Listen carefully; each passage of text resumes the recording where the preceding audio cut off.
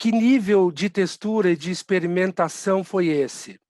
Né? Quer dizer, trabalhar com texto, que é um texto acadêmico, algumas partes literais, outras mudando um pouco o conteúdo, tal como quando nós escrevemos, mas trazendo um ambiente sonoro e um ambiente que foi uma coisa muito importante para a criação das texturas, pelo menos foi esse um dos objetivos, um ambiente poético para o texto acadêmico, tentando colocá-lo de uma maneira, haja vista que essa pessoa, que é a Silvia Murasco, que está narrando, né, que está lendo, ela é uma atriz, né, cantora, enfim, ela procurou desenvolver uma impostação um pouco mais poética, vamos dizer assim, para o texto. E tem uma série de outros textos que seguiram esse caminho, de outras experiências que seguiram esse caminho.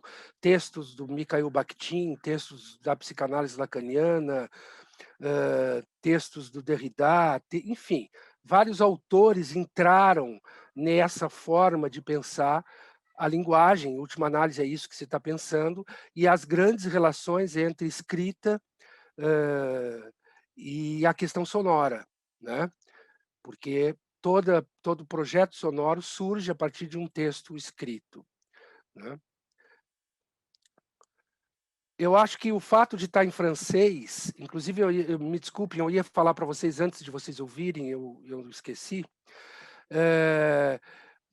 que seria interessante, eu pus lá as traduções, mas se alguém quisesse ouvir também, isso serve para as próximas texturas, se alguém quiser ouvir sem olhar o texto, a gente botou como uma opção para vocês, né? Mas se alguém quiser apenas ouvir, né, por favor, façam a experiência do jeito que vocês acharem melhor.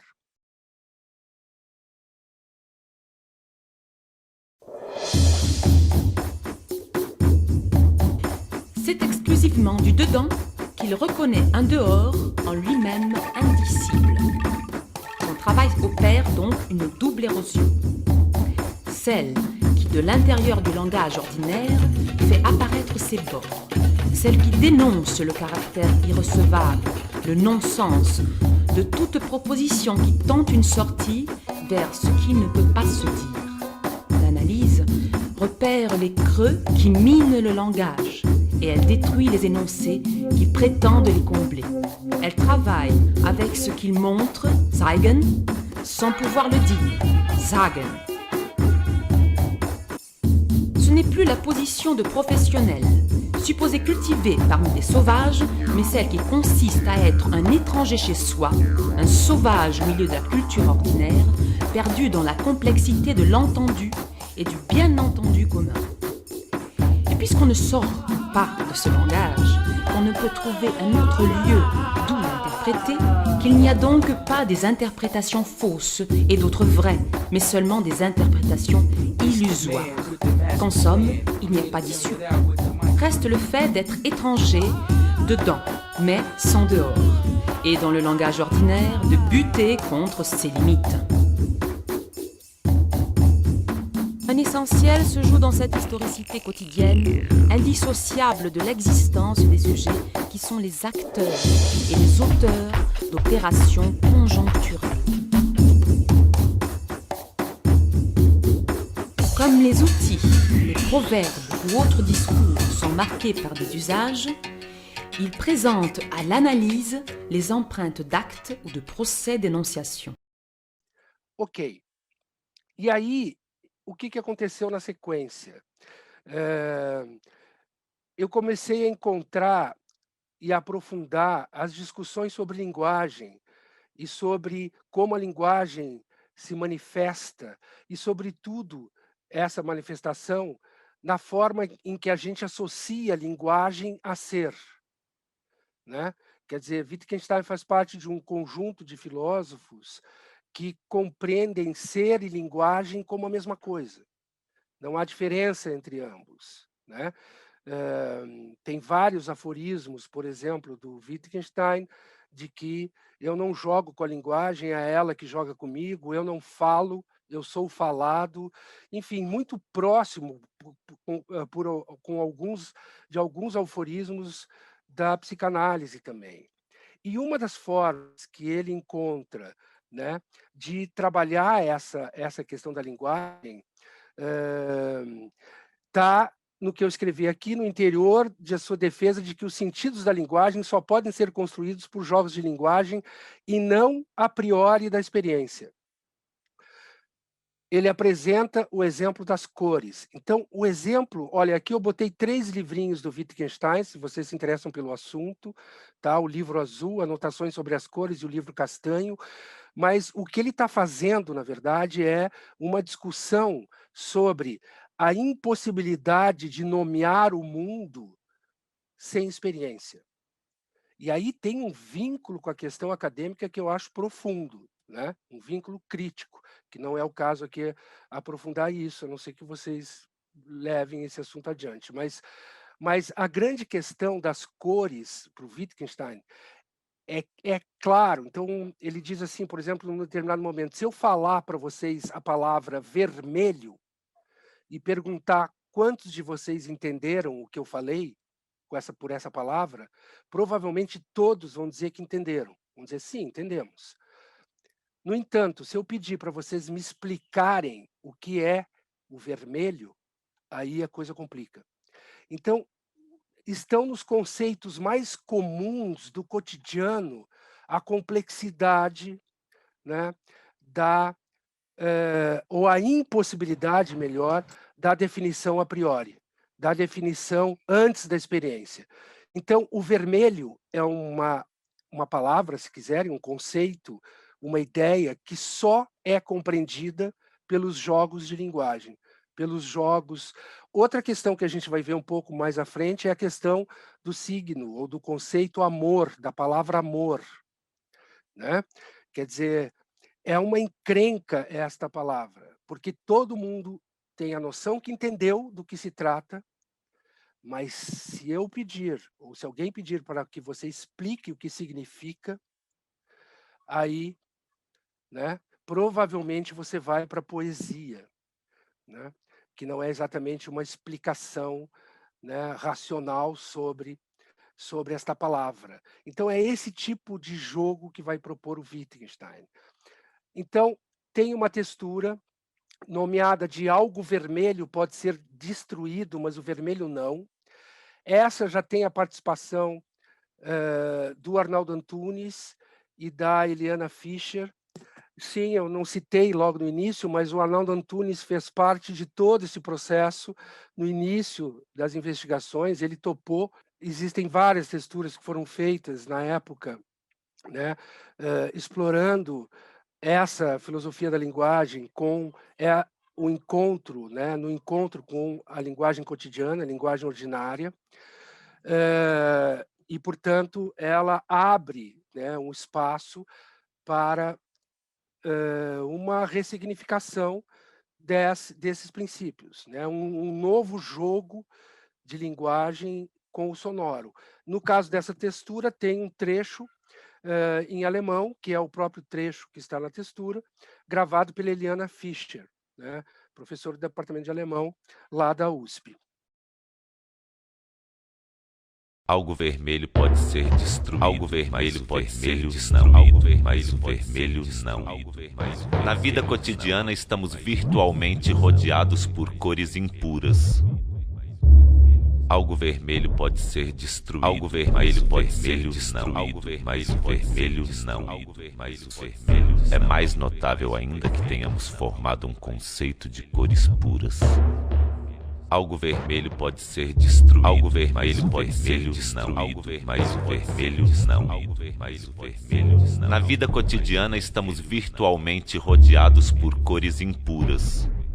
Algo vermelho pode ser destruído. Algo vermelho pode ser destruído. Algo vermelho não. É mais notável ainda que tenhamos formado um conceito de cores puras. Algo vermelho pode ser destruído. Algo vermelho pode ser destruído. Algo vermelho não. Na vida cotidiana estamos virtualmente rodeados por cores impuras. Algo vermelho pode ser destruído. Algo vermelho pode ser destruído. Algo vermelho de sensações. É mais notável ainda que tenhamos formado um conceito de cores puras. Algo vermelho pode ser destruído. Algo vermelho pode ser destruído. Algo vermelho não. Algo vermelho. Na vida cotidiana estamos virtualmente rodeados por cores impuras. Algo vermelho pode ser destruído. Algo vermelho pode ser destruído. Algo vermelho não. Sensações.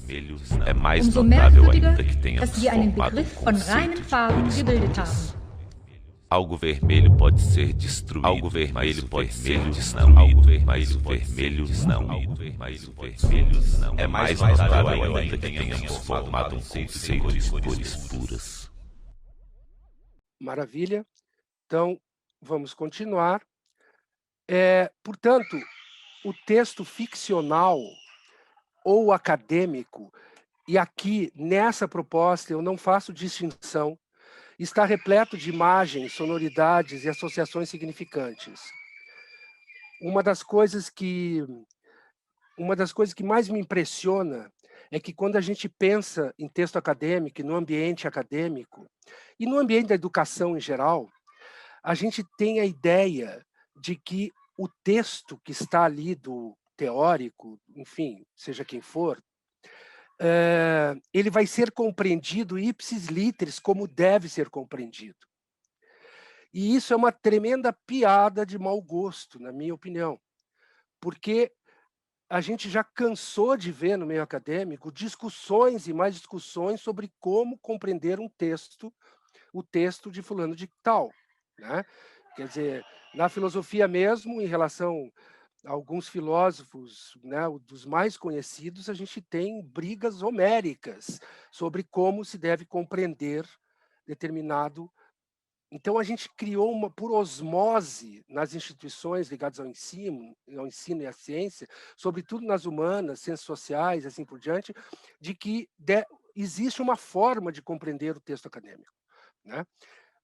Então, é por isso que não faz nenhum sentido ao ficcional do acadêmico nesse sentido, né? Porque também estão ambos repletos de imagens, sonoridades, associações significantes. Então, esse texto ele se contrai, se expande, apresenta limites, mas ao mesmo tempo desconstrói e constrói sentidos. Há vários movimentos pendulares e circulares no interior da compreensão de um texto, que mesclam o visual, o sonoro, o verbal. É nesse contexto híbrido que a escuta procura caminhos de interpretação. É uma contínua e aleatória pendular cisão entre esses elementos. Então, foi feito aqui uma outra textura, que eu vou passar o link para vocês. Novamente digo, se não quiserem ver o texto, não vejam, que se chama justamente pendular cisão. E aqui já foi uma textura um pouco diferente, porque ela está composta, essa é mais curta um pouco, mas ela está composta e apresentada musicalmente. Então, tem uma harmonia, né? Que fui eu que fiz, com base nessa estrutura, nessa proposta, né, conceitual, e que já é um outro tipo de textura, né? Em todo caso, se alguém olhar o texto, vocês vão ver que eu fiz uma montagem, né, tentando sobrepor as imagens das palavras na medida em que fosse falando, né, fosse passando a textura. A letra, som, a página. A margem é selvagem. O sentido na margem é sem direção. A imagem, movimento. É um todo imenso. Lê de baixo, lê de dentro, lê de volta, lê recheio e casca, lê de ser, lê de tudo. A margem na linguagem, o som da imagem. Leitura, visão, a imagem da escritura. Lê de dentro, vê de fora, lê o entorno imenso, vê de logo, lê de baixo, vê que olhar pretenso, vê de dentro, lê de volta, vê recheio e casca, lê de canto, vê de cedo, lê de tudo e masca. O movimento da letra, Pendular cisão.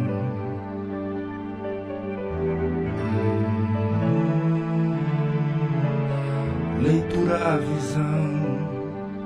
mutação, a margem da linguagem, a imagem do movimento, a imagem da escrita, a página e a letra são relação, a página, sentido, a margem da viagem, direção, a margem da escritura, a margem da imagem. Bom, aí a coisa começa a complicar um pouquinho, né? Se já está complicada, talvez complique um pouco mais, né? Mas, no entanto, essa experiência que a gente está fazendo, da forma que eu a compreendo, a gente está perdendo um naco de estranhamento. Por mais que vocês estejam estranhando o processo e a proposta, né, ele é para ser bem mais estranho ainda, né, o tal do unheimlich, né, muito mais não familiar do que está sendo. Mas eu preciso explicar, porque afinal de contas eu estou falando do processo de criação, né? Só para abrir um parênteses. Ok, nessa próxima textura, que é a penúltima, eu digo, portanto, a margem da escritura não é a página, nunca foi. Como podemos aprender com filósofos ou acadêmicos em geral que se jogam nas composições musicais ou artísticas em geral, né? Nietzsche se jogou no mundo das composições musicais, inclusive como um hino à vida. A margem do papel, da tela, da filosofia e das ciências é um grande paradoxo, que vive uma enorme tensão desde sempre.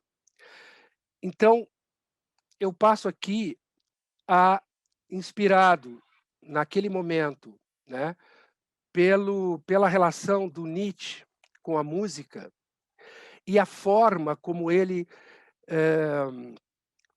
se envolveu com a Salomé, Leandro Salomé. A Salomé tem um poema, né? Ela tem um poema, deixa eu só ler aqui para vocês. Ela tem um poema cujo título é Hino à Vida, né? O Nietzsche, ele era totalmente louco por esse poema. E ele assistiu também, né? Quando ele assistiu a ópera Carmen, do Bizet, e pelo que consta ele assistiu na estreia, né? Ele associou a questão do amor ao poema da Salomé. E, enfim, eu vou ler para vocês o poema. Tão certo quanto o amigo ama o amigo, também te amo, vida enigma. Mesmo que em ti tenha exultado ou chorado, mesmo que me tenhas dado prazer ou dor, eu te amo junto com teus pesares. E mesmo que me devas destruir, desprender-me-ei de teus braços, como o amigo se desprende do perito amigo.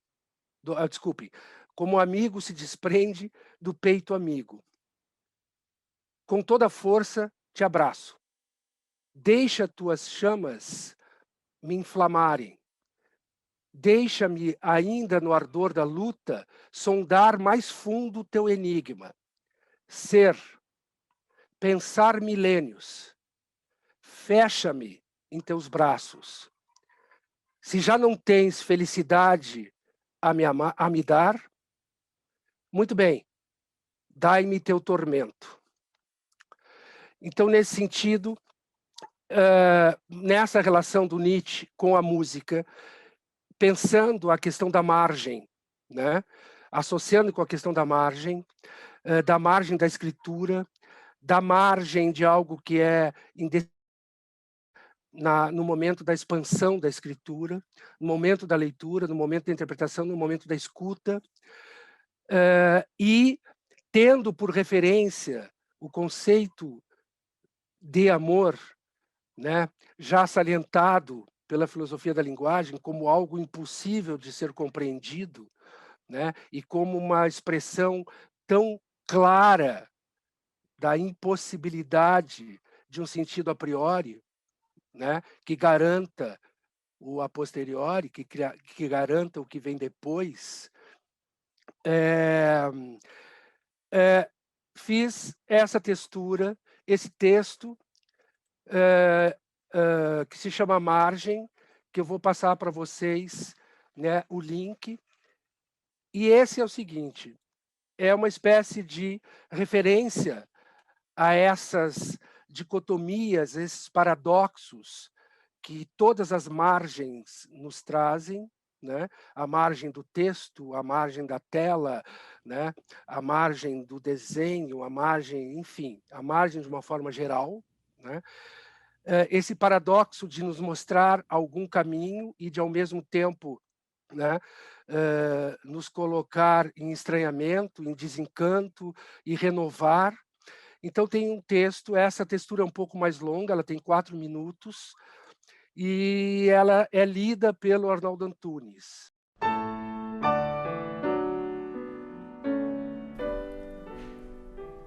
Margem eterna, margem de altares frígidos e incolores, és do desespero e da esperança, a frustração da tempestade e o abrigo enganador da bonança. És indefinível e estranhamente, mente e estranha.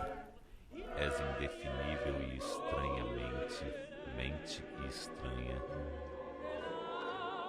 Nas cicatrizes que maculam o teu corpo outrora virgem, esqueças as feridas e os passos ébrios de destino que te fizeram despertar do abandono no amanhã da posse violenta e desapiedada. Lembro a multidão aterradora e os milhares de pés a massacrar a tua carne. Mas não havia outro caminho, ó mártir e milagrosa margem, pois nunca imaginei a singularidade da tua morada, além da crença nos futuros e além da desesperança.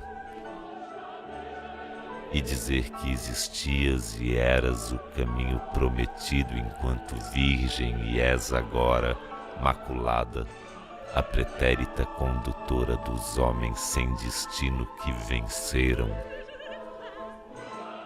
Poucos entenderão o que traduzem estas palavras,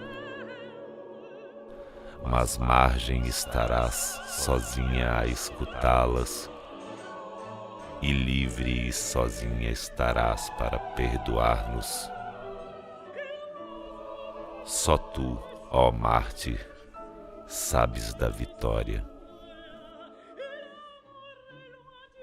E a ti que verdadeiramente possibilitastes ao homem o caminho, será ofertado em troca da terra, do espaço e do equilíbrio realizado, os sem limites de mares inimagináveis.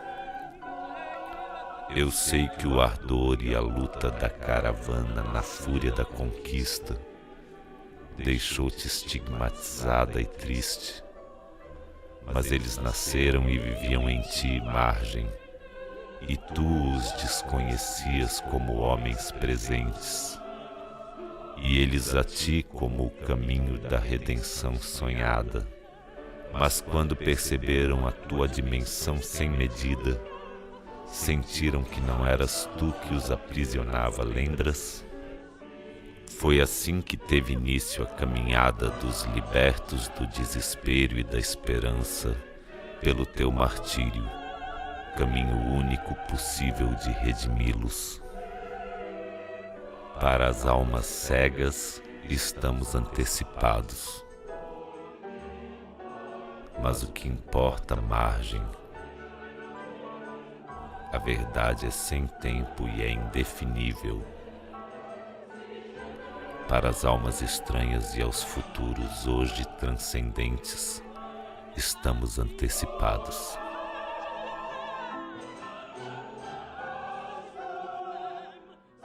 Para as almas estranhas e aos futuros hoje transcendentes, estamos antecipados. Estamos antecipados.